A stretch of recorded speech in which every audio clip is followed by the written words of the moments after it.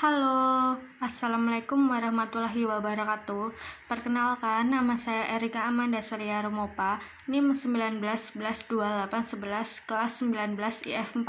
Di sini, saya ingin mempresentasikan tentang sistem informasi yang berjudul toko sayur. Yang pertama, ada latar belakang masalah. Di sini, objek perusahaan yang saya amati adalah toko sayur. Mengapa toko sayur? Saya memilih toko sayur karena tidak semua konsumen berlokasi dekat dengan pasar dan jam pasar yang terbatas. Dan saya ingin membuat sebuah aplikasi toko sayur yang bisa diakses selama 24 jam atau semacam aplikasi toko sayur online. Dalam struktur organisasi toko sayur terdapat yang pertama, pemilik. Pemilik bertugas memantau dan mengatur kegiatan yang ada di toko. Yang kedua, kasir. Kasir bertugas melakukan transaksi penjualan dan mencatat pesanan konsumen. Yang ketiga, pelayan toko. Pelayan toko bertugas untuk menyediakan barang dan melayani para konsumen.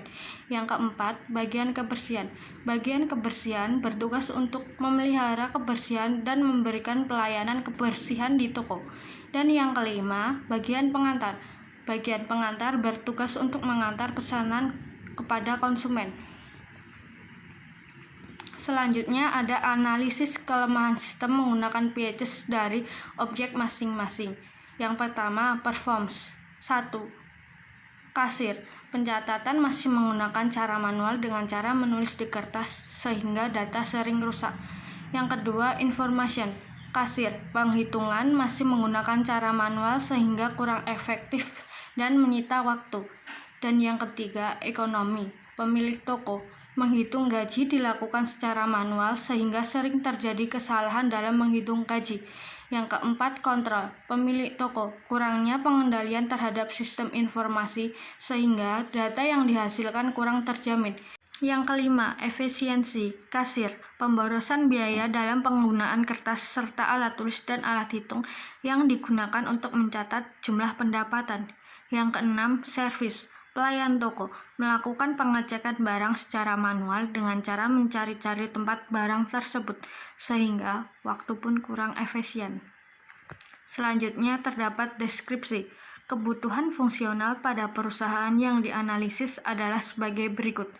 Yang pertama, sistem harus dapat mengatur dan mengawasi para pekerja.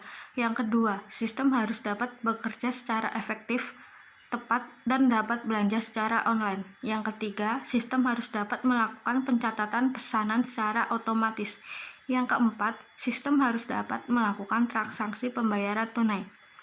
Yang kelima, sistem harus dapat melakukan transaksi pembayaran secara online atau e-money. Selanjutnya juga terdapat pemodelan proses dan pemodelan data. Berikut adalah pemodelan proses. Sistem informasi toko sayur yang terdiri dari owner atau pemilik, lalu tim pengantar, tim pelayanan, kasir dan transaksi, dan juga tim kebersihan.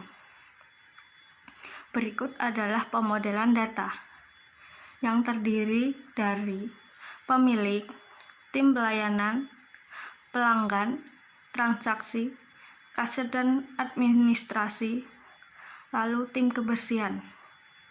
Selanjutnya juga terdapat mockup. Berikut merupakan bagian-bagian dari mockup. Kurang lebihnya seperti gambar tersebut. Dan kemudian juga ada UI flow. Berikut merupakan bagian-bagian dari UI flow. Cukup sekian presentasi dari saya. Kurang lebihnya saya mohon maaf. Wassalamualaikum warahmatullahi wabarakatuh.